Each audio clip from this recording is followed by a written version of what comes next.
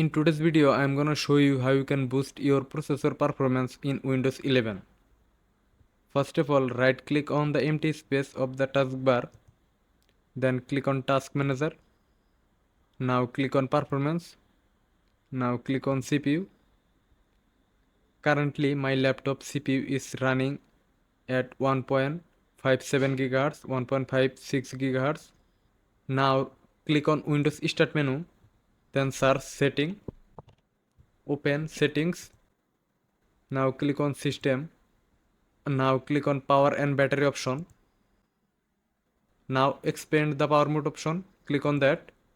Plugged in. Click on this drop down menu balanced. Select the best performance. On battery.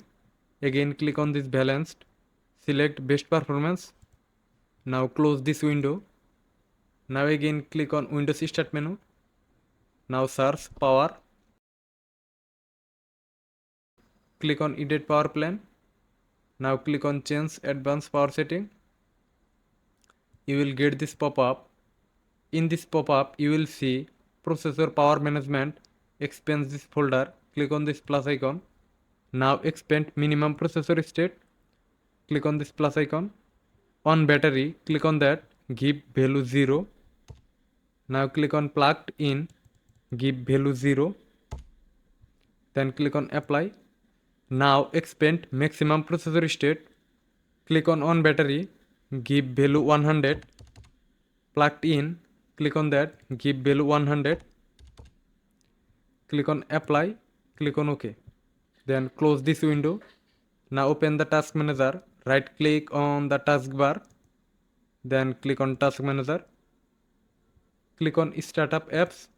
Here you will see lots of unnecessary apps will automatically start when you start your computer.